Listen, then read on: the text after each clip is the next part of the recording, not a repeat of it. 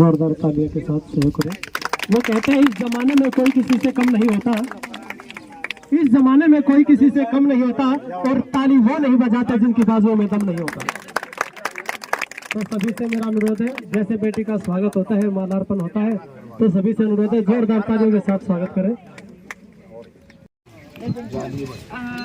सभी को ये लगता है कि लड़की ने मुकाम हासिल किया है, लड़की कामयाब हुई है। ऐसा बिल्कुल भी नहीं है। एक लड़की के कामयाब होने पे उसके फैमिली, उसके फ्रेंड्स, उसके हर एक आदमी का सहयोग होता है जो उसकी यात्रा में उसके साथ चलता है। तो ये एक अकेली मेरी जीत बिल्कुल भी नहीं है, इस बात को ध्यान रखें। दूसरा, मैं जिस 2020 की भर्ती में मेरा दिल्ली पुलिस कांस्टेबल में सिलेक्शन हुआ था, सिलेक्शन नहीं हुआ था, रिटन एग्ज़ाम क्लियर हो गया था, फिजिकल हो गया था, उसके बाद फाइनल लिस्ट में मेरा नहीं हुआ था।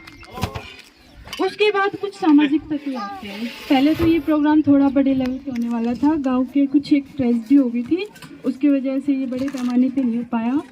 तो अभी जितने लोग हैं यहाँ पे, उनके आस पड़ोस, परिवार, जो भी बच्चे कॉम्पिटिटिव एग्ज़ाम की प्रिपरेशन करते हैं, उनके लिए कुछ मैसेजेज है मेरी तरफ से। प्रिपरेशन एक बच्चे की नहीं होती है, ये बात तो मैंने पहले आपको बता भी दी। मेरा दिल्ली पुलिस कांस्टेबल में सिलेक्शन हुआ, फाइनल लिस्ट में मैं रह गई।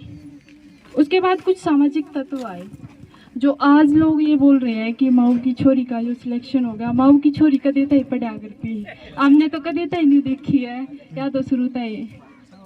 जब मेरा फाइनल रिजल्ट आया था शायद 15 दिसंबर को, 15 दिसंबर 2021 को, उसके बाद जो मैंने बदलाव देखा, हमने तो लग गए था कौन हो छोरी का क्या होगा जब 10वीं 11वीं में फर्स्ट आ जाया करती, तो नुए थोड़ी ना नौकरी लग जाया करे। गांव में कली गिड़ा करती, हरियाणवी में बात कर ली हूँ, सारे यहाँ पे सारे ही देसी आदमी हैं, तो हरियाणवी में ही बात कर लेती हूँ। गांव में कली गिड़ा करती, ताई दादी जो भी हुआ करती, आई छोरी तेरा ना होया, कोई नहीं ना क्या करती, कोई बात नहीं बेटा और आगे देख ली, ना होया तेरा। तो मेरा उन लोगों से मैसेज है कि मैं रही, कुछ लोगों ने मुझे पुश किया कि कोई बात नहीं, शायद 80 नहीं 90% लोग ऐसे थे जो मुझे पीछे कर रहे थे, पुल कर रहे थे। सिर्फ 10% लोग ऐसे थे जिन्होंने मुझे पुश किया। इट्स ओके, कोई बड़ी बात नहीं है, कांस्टेबल में ही तो नहीं हुआ, अभी उम्र थोड़ी ना गई है। 18 की उम्र में मैंने एग्जाम दिया था दिल्ली पुलिस कांस्टेबल का और हरियाणा पुलिस का भी। आप लोग पढ़े लिखे हो, आप सब समझ पा रहे होंगे। तो उसमें फाइनल लिस्ट में दोनों में रह गई थी। अगर मेरा उस कांस्टेबल में हो जाता तो शायद मैं प्रिपरेशन आगे नहीं करती। उस चीज़ ने जो मुझे मैसेज दिया था कि लोगों के बदलाव, विचारों में बदलाव, जब आपकी स्थितियाँ बदलती हैं तो लोगों के विचार एकदम से बदल जाते हैं। ये वही सामाजिक आदमी होते हैं जो हमें सम्मानित भी कर रहे हैं, और इन्हीं में से कुछ लोग होते हैं जो ये बोल देते हैं कि था क्या मैं ना था कि मैं थी एक और इवनिंग कह देंगे हमने तो शुरू तक लग गया करता है, छोरी का आगे जाएगी। राम नाम लेनी बंद कर दी थी, और तो क्या बताऊं मैं, देखा भी ना करते, आखिर उठा के ना आ गया। इसका तो फाइनल सिलेक्शन ना होया, अगर वे लोग ना होते तो मैं तैयारी ना कर पाती आगे। मतलब वह जो एक आग हुआ है, वह एक जुनून हुआ है, वो उठे ना पाता अगर वे लोग साथ में, उन लोगों की नेगेटिव एनर्जी अगर मेरे साथ नहीं होती। तो हर टाइम पॉजिटिव एनर्जी ही काम नहीं करती है, कभी कभी नेगेटिव एनर्जी जो हमें पुश करती है वो बहुत बड़ा काम कर देती है। तो मैं उन लोगों का ही धन्यवाद कर रही हूँ जिन्होंने मुझे बद्दुआएं दी, या फिर जैसे भी वर्ड्स यूज करते थे कि आप फलाने की न्यू है, या है वो है। एक टाइम पे परिवार भी मजबूर हो जाता है कि बच्चे का साथ नहीं दे पाता। मेरे साथ भी ऐसा ही हुआ था।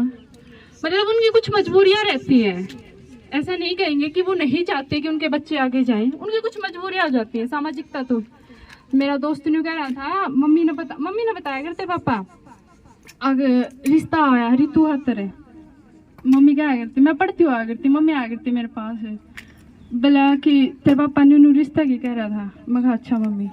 2 घंटे रो लिया करते अच्छे टेबल पर, स्टडी टेबल पर बैठ के, कोई बात नहीं, फिर उठ लिया करते मैं रिश्ता होएगा, इतना ब्याह भी होगा, इतना रिजल्ट आ लेगा, कोई बात को नहीं, कर लेन देन ने भी जो कुछ भी कर रहे हैं। वो पापा नहीं होते थे, वो पापा के पीछे के जो दोस्त होते थे ना, उसमें कांस्टेबल में रहेगी, ईब की तैयारी करेगी, और तैयारी करेगी तो क्यों करने दे भाई, ब्याह दे छुरी ने, ठीक है।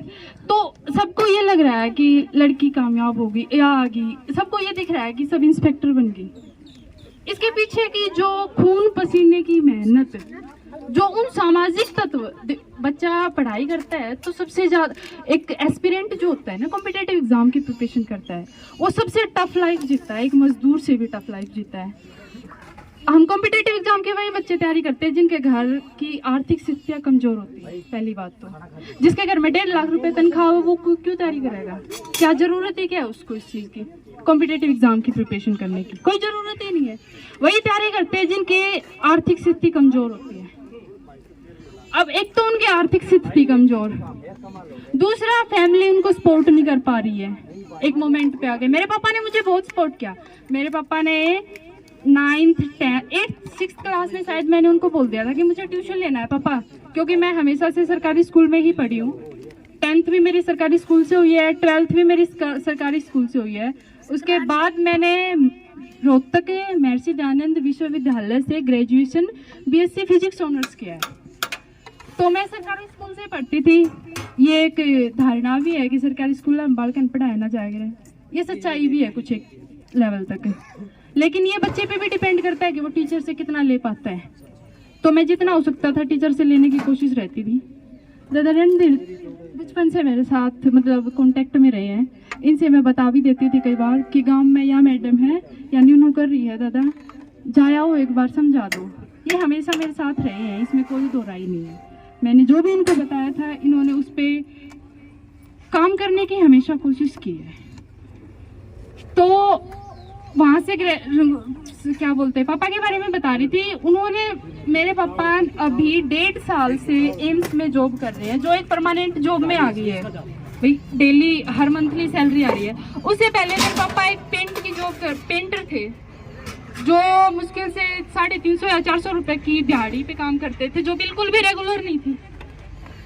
3.5 साल पहले मेरे पापा को हार्ट अटैक आ गया था। उस टाइम पे मैं आप लोगों से बात कर रही हूँ जो भी फैमिलीज आई हुई है, क्योंकि बच्चे यहाँ पे नहीं आए हुए हैं।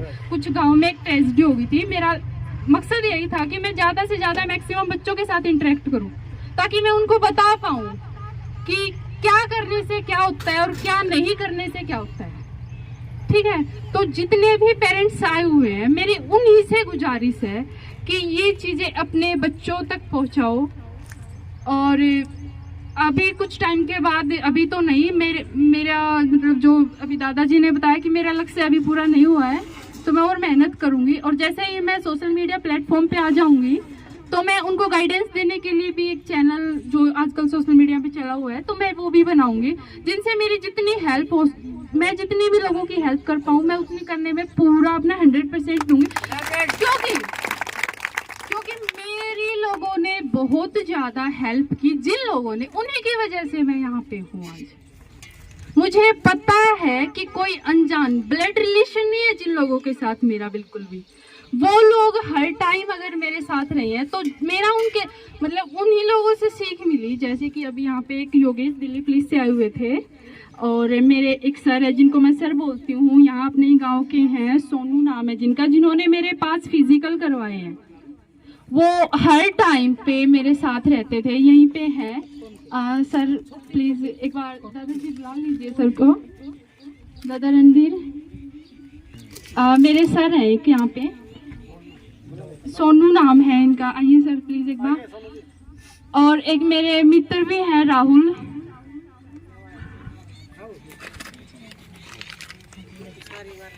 ये लोग मेरे साथ रहते थे। मेरे पेरेंट्स की अलग जगह थी, ये लोग मेरे साथ हमेशा रहते थे। मैंने 5 फिजिकल दिए अभी तक, 5 फिजिकल मेरे हुए हैं इनकी बदौलत से। हमेशा मेरे साथ रहते थे। जब भी मैंने कह दिया कि मेरे को अभी रनिंग के लिए जाना है, अभी ग्राउंड जाना है, तो उस टाइम पे रेडी रहते थे। हाँ ग्राउंड में, यहाँ पे गांव वाले ग्राउंड में, जो कि जंगलात बोलते हैं जिसको, यहाँ पे ये राहुल मेरा अच्छा दोस्त है। ये मेरे साथ एजुकेशन में जब मैं बिल्कुल डाउन जा चुकी थी, ऐसी हालत हो चुकी थी कि अब मैं मर जाऊंगी, सुसाइड कर लूंगी, क्योंकि मेरे दो रिजल्ट एक रात को आए थे। और गांव के लोग ने ना कहना आए थे छोरी तू आगे कर लेगी कुछ, गांव के लोग ने कहना आए थे है रहेगी, क्या होगा फिर रहेगी, यह बात कहना आए थे। लेकिन ये लोग थे कि है ये तो तेरे लायक थी ही नहीं, तू बहुत आगे जाएगी, ये तो तेरे लायक थी ही नहीं। तो इससे आगे था हाँ फैमिली का सपोर्ट ऑफ कोर्स, बिल्कुल। 12th क्लास तक मेरे पापा मजदूर थे। पापा जैसे कि मैं बताया कि एम्स में तो 1.5 साल से ही जॉब कर रहे हैं।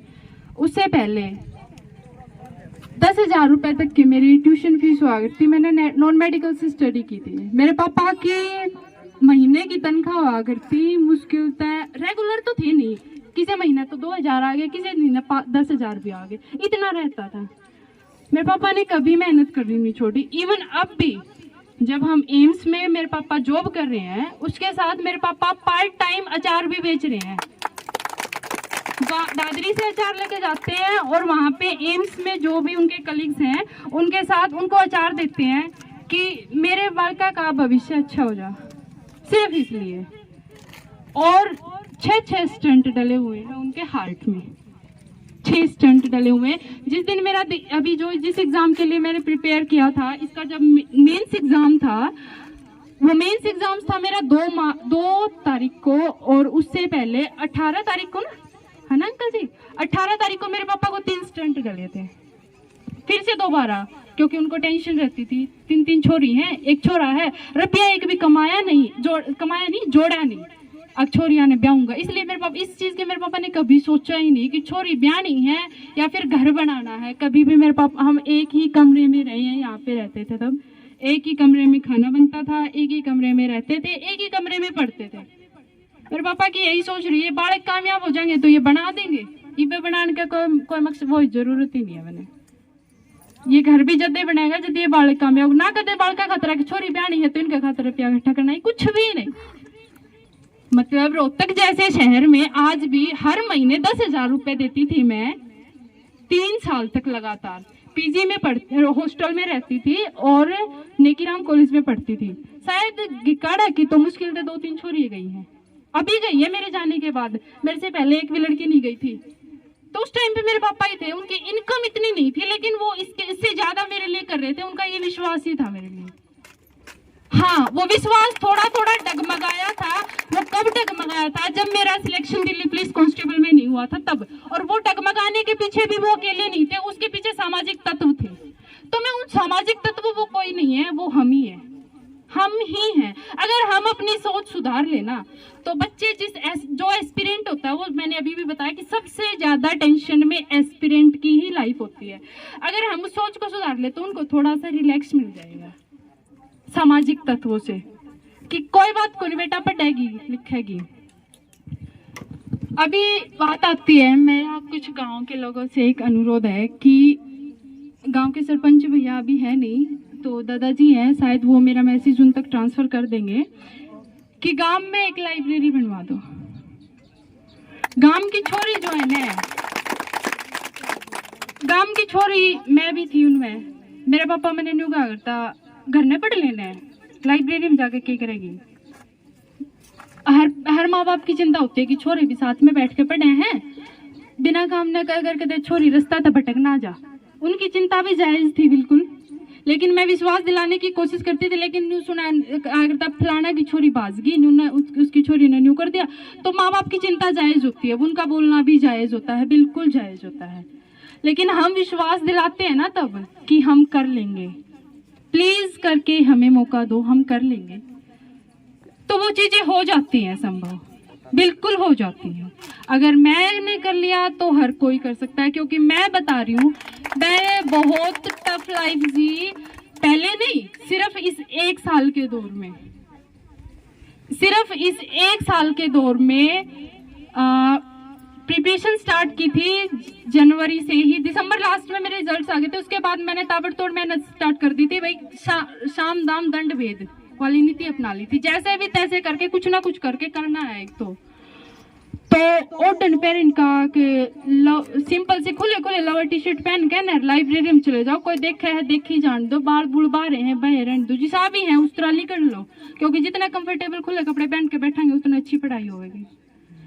ठीक है, अच्छा ठीक है ठीक है ठीक है। तो मेरा एक यही निवेदन है आप सभी से कि ये जो सोसाइटी है प्लीज़ गर्ल्स को और जो बॉयज़ भी, लड़कियां नहीं, लड़कों को भी, क्योंकि लड़कों के पास भी बहुत सारी टेंशन्स होती हैं, तो लड़कों को भी सपोर्ट करो, लड़कियों को भी सपोर्ट करो। हाँ प्लीज़ दादाजी, गांव में लाइब्रेरी बनवाने की एक बार प्लीज़ सोचियो। लाइब्रेरी होती है गांव में, शायद खाली कमरे तो हैं 2 चौपाल की साइड, नहीं एक कमरा बनवा दो, 2 खुले खुले, उनमें कुर्सी डलवा दो और एक आदमी की ड्यूटी लगवा दो, चाहे वह बालक का 200 रुपया ले लो, लेकिन उन्हें बाहर ना जाना पड़े। माँ बाप की यह हो जाए अगर भाई हमारे बालक गांव में है तो सेफ है, भाई छोरिया के लिए सेफ हो जाए।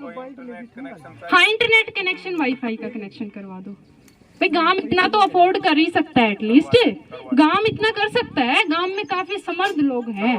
बिल्कुल प्लीज मेरी आपसे रिक्वेस्ट है। हाँ थैंक यू सो मच, बहुत बहुत धन्यवाद आप सभी का जो इसके लिए, थैंक यू। एक मिनट मन दे क्या छोरी बताओ, देने दिल्ली पुलिस में सिलेक्शन ना होया, माँ आ गया, ये इसकी माँ और 5-7 लोग आई और बैठी, मंगाए किस रे तू, बोले वाड़ी भीतर रो है बैठी बैठी, मैं गया आए क्यों रो है, कितना फार्म भरे थे और कितना सिलेक्शन हुआ है, तेरे जो बहुत रह गए और केवल अच्छे खातर सिलेक्शन ना होया तो आगे मेहनत करे, रो ना, हिम्मत करे और आगे बढ़े। हिम्मत तो मेहनत तो या शुरू से कर रही थी, लेकिन देखो मेहनत करे और उसका रजत ना मिले तो एक बार आदमी निराश होता है। इस नाश से पूछ के ना दादा मैं मेहनत करूंगी, भाई मेहनत करेगी तो सफल हो जाएगी। आपका बहुत बहुत धन्यवाद। और भाई ये प्रसाद सब लोग, तुम भी प्रसाद लेके जाइए।